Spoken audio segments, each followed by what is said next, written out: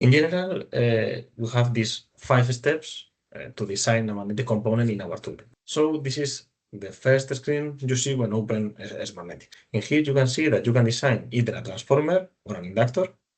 So for a transformer, you need the turn ratio you want and the current and voltage must handle. Okay.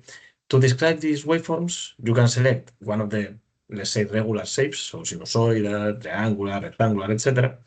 Or you can even load a CSV file that you can get from a measurement or from a simulation. Okay, so any waveform can be used as an input.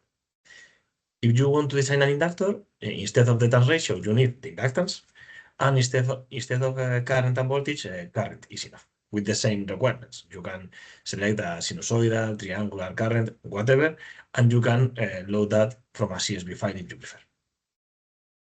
Once you have selected or given the minimum amount of data you need, so inductance and current, you can also configure what components to take into account from the ones in the databases.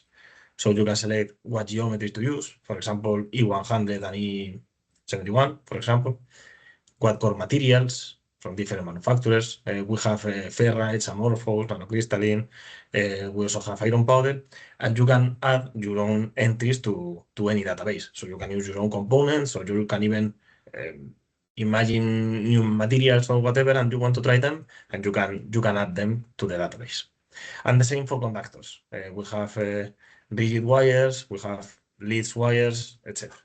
So you can select every component that you want to take into account or consider as a valid option, and then for the real design procedure, you can go to the third screen, which is design. Okay. In this case, when I press in here, the design procedure will begin. Okay. As you can see, we have decided to do something different from other tools we see in the market, which is instead of giving a single solution, a black box solution that is, for example, the design with the lowest losses or the design with the lowest temperature or the cheapest or anything like that, to provide every possible combination of the parameters that you have selected in the database that provide a valid solution. So every possible combination of wires, core materials, core geometries, wire arrangement, even, that provide a valid solution. From that solution, you can select the one you prefer. And we think it's better to be like this because, for example, if you take a look at this graph, which is the in the y-axis you have loss, maybe the mathematical minimum may be this one. I don't know, maybe. But it's very, very, very close in losses to, for example, let's say this one. And as you can see, the total weight and the total volume of the device is like 3 times lower or something like that. So it wouldn't make too much sense to make a component that is 3 times bigger for this very small reduction of losses in the y-axis. Okay. I can see that you could do that using a Pareto front, which is something we're going to include in a future release. But even with a Pareto front, well, you will be able to see this point, but these 2 points will not be there, or this point, because maybe this one is a little bit higher than this one. And maybe when you take a closer look to those designs, the difference in losses is not too relevant, and the difference in volume is not too relevant, but maybe one is much easier to manufacture than the other, or it uses something that you already have in your lab or in your company, or something like that. So in general, for every design and every project, the needs are very different, and we think that you should get access to every detail of the design so you can make an informed decision, okay? Because not in every project the best one is the cheapest one or the smallest one or the one with the lowest losses. Usually it's a combination of that and some things that are not easily described by numbers. So how easy it is to manufacture or anything like that, okay? So our approach is to, as I was saying, provide every design, and then let's say, okay, I only want designs with less than 10 watts, for example. And you can see the impact of that decision in every metric that you want to use. Because in here, you have access to everything that we have used in the design. For example, temperature, losses, cost, or the length of the wire, for example, or the number of turns, if you prefer. Anything that you have in the design, you can select in here, okay? So let's say you, as I was saying, only want the designs with less than 10 watts. Then in here, you can see that with those designs, you can do the same with a wide range of volumes, and you will get a wide range of temperatures. So, for example, let's say that you only want small devices that have a temperature lower than 80 degrees. Then you can select an even smaller number. And once you are happy with that sub-selection, let's say all of these are good enough for the project, you can go to the next step, which is selection, in which you can really see the details of all the designs. So you can see the core material, the number of cores, the geometry of the core, the length of the gap, what wire they're going to use, the stacking of the wire. You can also see the difference in core and in wire losses. So like this, you can really select the one that is the best for you. Okay. For example, in this case, let's say we want to check these two designs. For example, in wire losses, the difference is so low from 0.4 to 0.6 watts that maybe you should choose one just because the wire is better for you, or because, I don't know, maybe the core material is different, or the geometry is different, or anything like that. Okay. So this way, you can really select the one that is the best and not get a single solution in a black box design, okay, which is what we want to avoid. Okay. Once you have selected one, you can just press on any design. And for that particular design, you can check the geometry, you can check the temperature distribution, you can even export that design to third-party tools like ANSYS, Maxwell for electromagnetic, or IcePack for thermal, or Altair for electromagnetic simulation. Okay, that's very briefly what you can do to design your component, your inductor. Okay, in this case, the challenge we want to tackle is this one. Is sometimes you already have a design and you already have a converter that uses that design, but you have to update your total converter to something new, to other specifications or something like that. So you need a new inductor, but maybe the footprint is already set, or the core geometry is already set because it is for a previous design, or the connections are already set. So you don't have every decision to make. Okay, so some of the aspects of the device are restricted and some are can be changed. And that is something that you can also do with our tool. So what I'm going to do today is in reality two things. First, I'm going to analyze the inductor we currently have, and then I'm going to set some of the parameters and then leave all, other parameters open, so the tool helps me optimize my device for a different application. Okay, I will do this with SmartNetics, and I have selected a real example of something we have already done. Okay, so this is an inductor that we already have. This is from a very old project, and these are the specifications we had for that particular project. Okay, so an inductance of 22.5 microns, working at 10 kilohertz with 200 amps peak to peak. The geometry for this particular course is a E100 of N87 material with 5 cores stacked in parallel, and this is the gap and conductor we used. Okay, so the first thing I'm going to do is, instead of designing a new magnetic, as I said before, SmartNetics will try to provide every possible combination of the parameters that provide a valid design. That is, if there are many combinations. But if I set everything to a single value, so if I only allow the tool to provide this design, I will get the design that I already have. And that way, I can use the tool not to design, but to analyze an inductor. This is something I'm going to show today now. Sorry, because I think it's easier to see that to just tell it. Okay. So what I will do is I will reproduce what we have in our current design. Okay, so the inductance is 22.5 microns. So I will write that in here. The frequency is 10 kilohertz. Okay, so 10 kilohertz.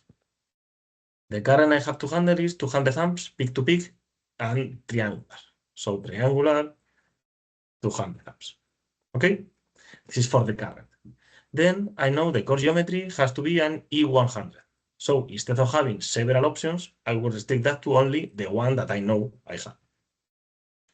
The material is N87. So the same. Instead of several materials, I will restrict my designs to only the one that I know I have. And the same for the conductors. Instead of having several options, I will use an AML copper American Railroad 7 because I know this is the one that we are using. This is for the database. But then there are several other things that I have to configure to restrict the design to only this one. And I can do that also in the tool. In device parts, I can select the minimum and maximum number of cores stacked in parallel that I can use. So if I know I only want the design with 5 stack cores, I will set the minimum and maximum to 5. And then, in general, I can set some of the design parameters. Only some. I don't have to set everything, but I can set some of the parameters and leave the rest open for the tool to decide for me. Okay. In this case, I'm going to set the number of turns to 3, the number of wires in parallel to 5 times 4, so 20 wires in parallel, and the gap to 2.17 millimeters. Okay. So now everything is set. So in reality, there are not several designs that match specifications. There is a single design because there is a single material, a single geometry, a single wire, a single number of turns, etc. So now when I go to design, instead of having this amount of designs, if I press on here, I will get a single design, which is the design I want to reproduce. I will select it, and thanks to this, I can for a design that may not have been made using this tool, an old design from an old project, I can see all the data I need to see if it is valid for another project. For example, I can see the maximum B I have to expect, the wire and core losses distribution, the cost, the maximum temperature I have to expect for this 100 degrees, etc. If I select it, I can even go into a higher detail. I can see the geometry, which is the reproduction of what we already have, so this is not too interesting in this case, but I can see how the temperature is going to be distributed for this particular 200 amps perturbation, and I can even export this design to ANSYS or to Flux to be able to analyze the current design I have. Even if I didn't make it originally in SmartNetics, thanks to this, I can export it to a third-party tool without having to do that from scratch. Okay? So this is how we can reproduce the design we already have. This is one of the many applications of our tool, of SmartNetics. Today, I don't want to stop in just reproducing the design we already have. What I want to do is to take it to even further to the next step. Okay? So what I will do is I will update the design to a new specification. Okay. The problem we had with the current specifications is that we were switching at 10 kilohertz.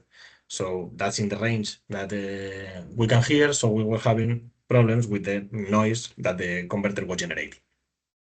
So the solution to that was to increase the frequency, multiply it by 3, reduce the inductance to keep the same ripple, and keep the same current for the design.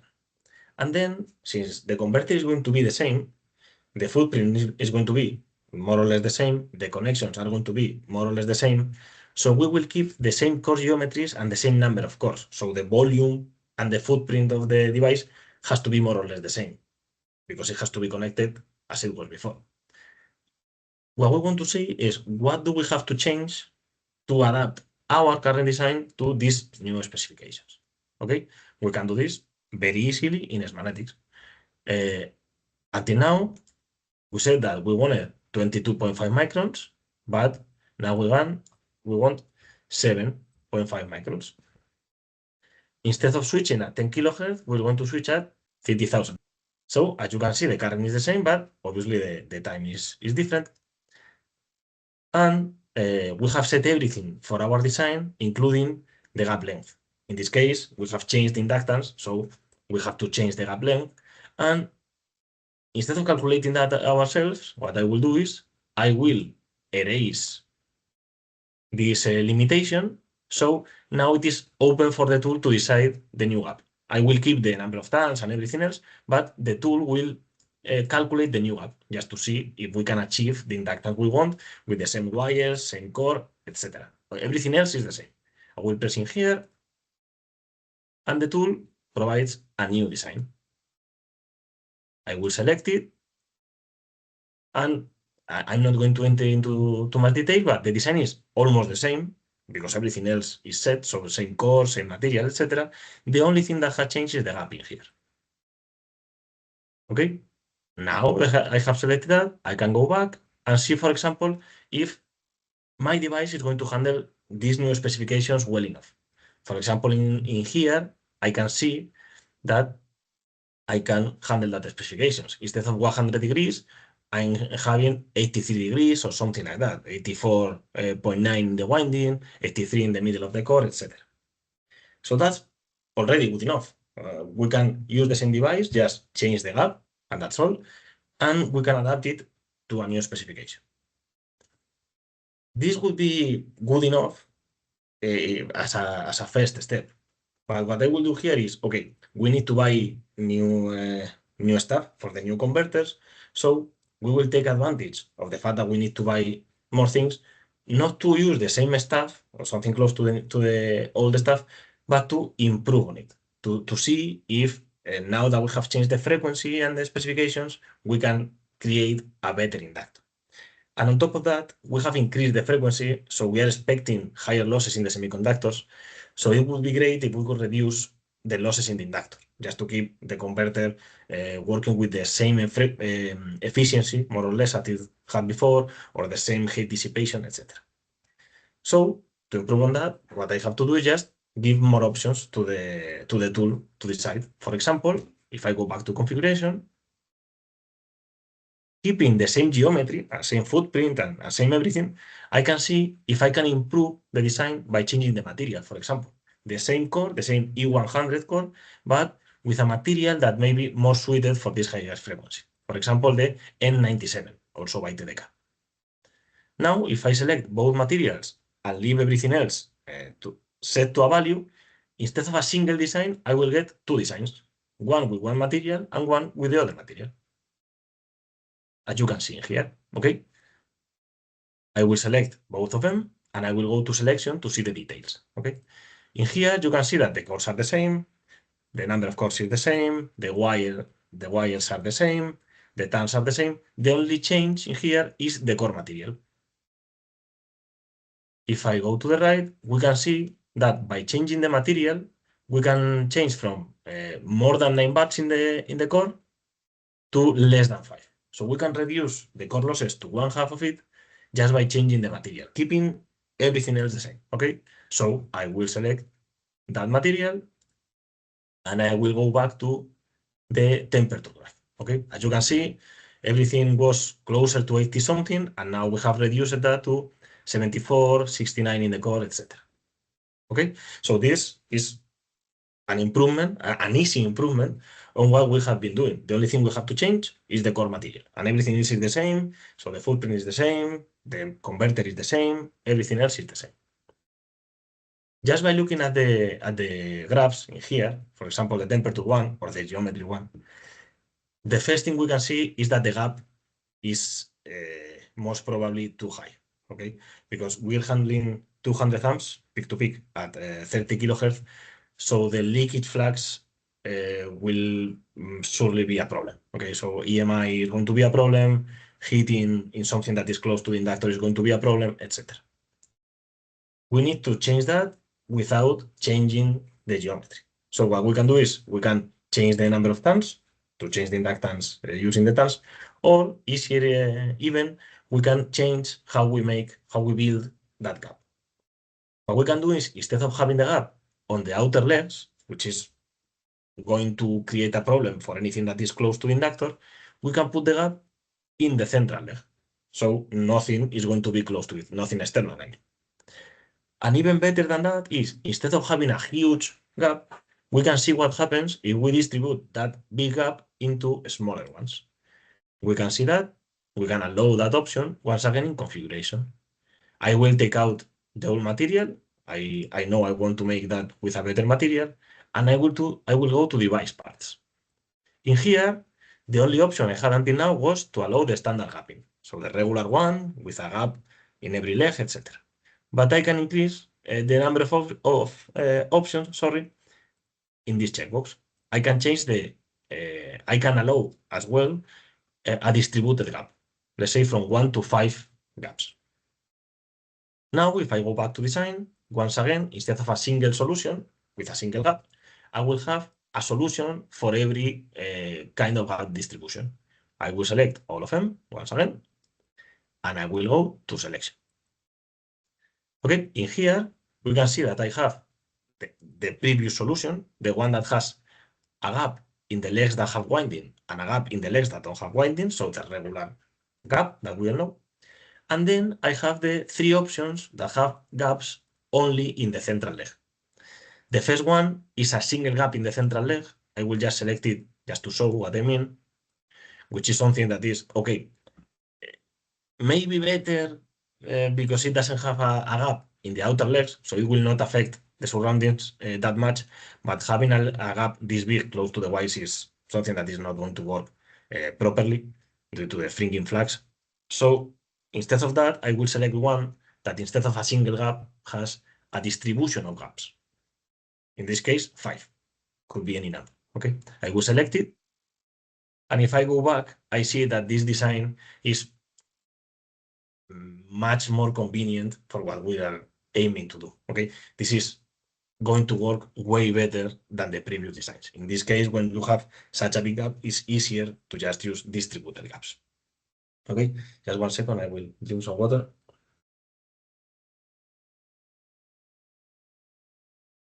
Okay, so now in these just 2 steps, I have improved on a lot on the core we use for this design. Instead of using a normal material, we're going to use a better one. And instead of using a very big gap in every leg, we're going to use distributed gaps. So we reduce the fringing effect, the leakage effect of the field, or whatever you want to call it, and the effects on the devices that are around the magnetic. Now that I'm happy with that, I can go to a new tab, which is model impact, and I can see the impact of every model that we use in the calculations. I'm not going to cover in this particular tutorial the core loss or inductance calculations. I will focus in the conductor loss. As you can see, we have 3 models in here. The one that only considers the DC part of the resistance, the one that also takes into account the skin effect, and Dowell, which takes into account skin effect and proximity effects. As you can see, in this particular design, there is a huge difference, well, a very big difference between skin and DC, which means skin effect is going to be important in here, and a huge difference between Dowell, which takes into account skin and proximity, and everything else. This is telling us that the wire that we have selected is going to perform very, very, very badly in AC, okay? Because these are effects that depend on frequency, so clearly the wire we have selected is not good for this particular frequency, okay? And it's understandable because it's from a previous design, which was switching at a much lower frequency. So if we want to increase the frequency, on top of changing the core material, we should change the wire. To improve on that, I will do the same thing I did with the core. I will go to configuration. I will leave this as 5. Let's say this is the one we prefer. And I will go to the database and change the wires we want to use. Instead of allowing only a rigid copper wire, this one, I will select a lead wire, okay? In this case, a lead that has more than 1,000 conductors of this diameter, of 0.14 millimeters of diameter. Now I can go back and run the design. But what I will do as well is, okay, in the previous design, I knew that I wanted 20 wires in parallel, but that was for another wire. So now I don't know how many I want, and I have freedom for this because I can select the number of wires if I'm going to change the wire.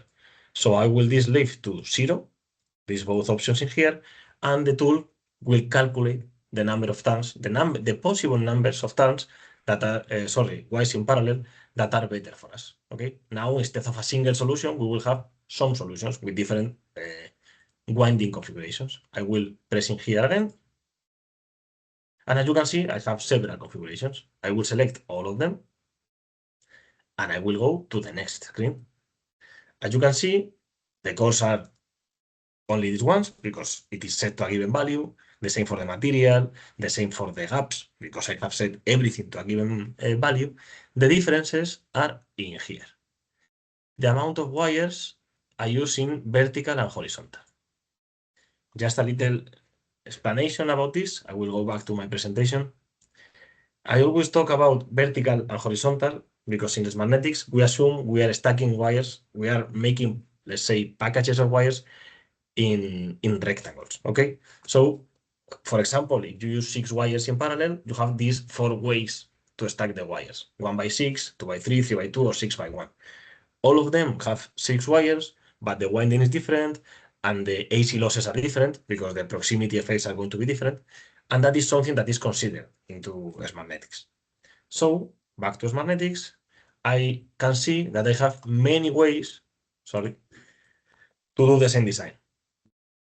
Even though this is theoretically possible, in reality, winding something that is 5 by 1, which is a very vertical wire, is going to be difficult. So I will take this option out.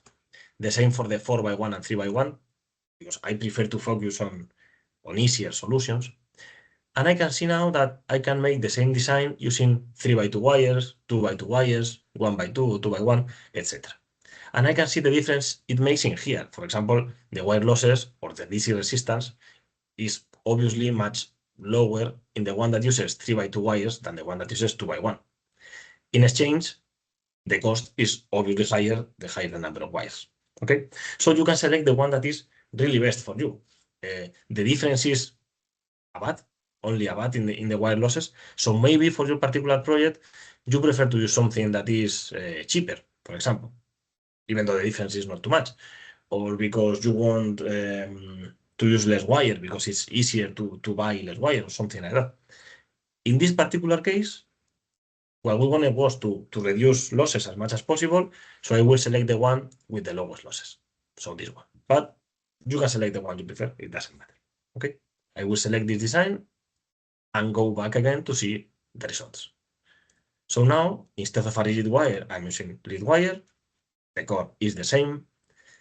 The performance has improved a lot because we were having very big losses due to the AC effects that are not present now. So the temperature now is ultra cold. And if I go back to the model impact, we can see the same results. I will not go into this model now because it's out of the topic today. But if we take a look at this, now we see that the difference between only taking into account the DC resistance or the skin effect or the double effect is very limited, okay? Which means that this wire is very good for this frequency. There is still some difference in here because some of these losses depend on the proximity effects and there's no way to avoid that effect 100%. But this is a very good wire for something like that, okay? Something that is really using the whole copper that you are putting in the wire, okay? So like this, we have achieved a very good design that is good for our new project and that can stay in the same footprint, the same volume, the same connections as the one before. If we are happy with this design, the next thing we can do is to generate a report, a PDF report of everything that we have done up until now. In the report, we will include everything that we have selected, so the options we have selected, the same figures you have seen in the application, the input we have used, okay, so the same figures. And on top of that, you can see the main parameters for performance, so the inductance, current, losses, etc., that you can expect for the device, and even the weight and the cost. You can also see the manufacturing parameters you need to provide to your manufacturer, so the number of tons, the gaps, if they have to include a bobbin or not, or if they have to use terminals or not, etc., how the wires are stacked, etc. Also, the required materials, so how many cores do you have to buy, how many meters or kilograms of wire, if you want to use a bobbin, how many bobbins do you have to use, the terminals you have to use, etc. Okay, so everything is in here ready to buy the required materials you need for your device. And also, as I was saying, in here you have the current you use for the design, the options you use for the design in case you have to check something, or you need to check why this particular result was selected or anything like that. Okay. Sorry, once again, I need to drink some water. And up to this point, we have seen how to replicate a design that we already have and how to improve on that design by fixing some parameters and leaving the rest of them open. Okay. Up until here, everything, every design, every, let's say, equation we have used in the design is an analytical equation. Okay. So everything is based on our models or on models that we have seen in the literature. Okay. In the help menu, you can see where we have taken everything from. But everything was analytical. So the last thing we provide to the users is okay, sometimes you need to check your particular decision. Okay, maybe you cannot run a finite element simulation for thousands of designs, but once you have selected a single one, you may want to check that particular design. And we provide that option in two finite element simulators, in Flux from Altair and in 2 from ANSYS. For example, in Flux from Altair, what I can do is we can select if we want to include in the insulators or not, the bobbin or not, if we want to make a 3D or 2D simulation, etc. And pressing in here, we can generate a Flux model of the device that you have selected. Okay? Thanks to this, you can, if you want, you can run the design now in this same machine, or you can run the design later in this machine, or you can even send this model to someone else in case, for example, you don't have an active license of Flux in here. You can send the model to someone else that has an active license and run the simulation there. In this case, I'm going to launch Flux in here by pressing in Launch Flux.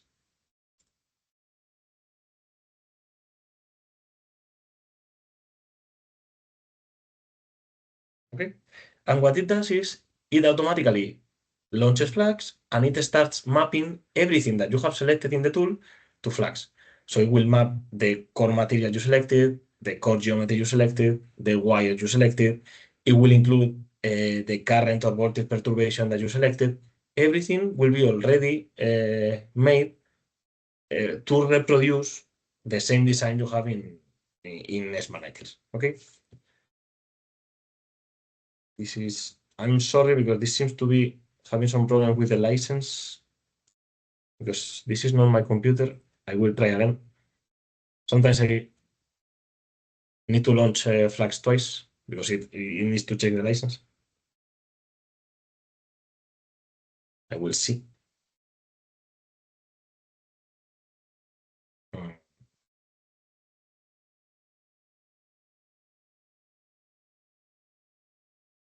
Let's check if it runs now.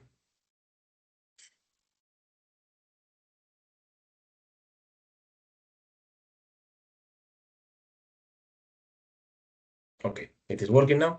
So as I was saying, it will start reproducing everything you have on the tool. So the same geometry, the distributed gaps, the wires, the perturbation, etc. And the good thing about this is the user doesn't have to know anything about Flux. So one of the problems with finite element simulation tools is that the learning curve is very steep. It's hard to learn how to master these things. And thanks to SmartNetics, you don't even have to learn anything. You just press on send to Flux and you can simulate it in Flux or in another computer, or you can change anything you want. You can do everything you want because you have access to the model. You can change anything in here. Okay? Without, as I was saying, knowing anything about Flux. And you have the same options, but for another finite element tool, which is ANSYS. In the case of ANSYS, we have access to a model generated to Maxwell for electromagnetic simulation, so something very similar to Flux, or to IcePack for the thermal simulation. You can configure in here the parameters. Let's say I want to include everything in the simulation, for example. And you can do the same thing we did before. You can generate the model, and if you have an ANSYS license in here, you can simulate it now, or you can send it to someone else. In this case, I have an ANSYS license in here, so I will press in launch ANSYS. And it will do the same thing it did in Altair, in Flux. It will open ANSYS automatically, and it will start creating the same cores, same materials, same wires, same insulation, same bobbin, same everything as you had in your design. And it will include the perturbations, etc. So the good thing about this is, once again, the user doesn't have to know anything. You just press on launch, and it automatically starts creating everything. I haven't activated this in this particular simulation, but you also have the options to reduce your simulation time due to the symmetries we have in the E-cores. So you can select if you want to simulate only one half of the device or 1/4 on the device, etc. Okay. For this particular design, I'm not going to run the simulation now because it will take too much, but I will open the same simulation, but the one I did previously in here, just to check the results. So, as you can see, this is the same model as before, and everything is already made for the user. The user doesn't have to know anything about ANSYS. The only thing the user has to do is to press on Analyze All. And then the reports are already made for them.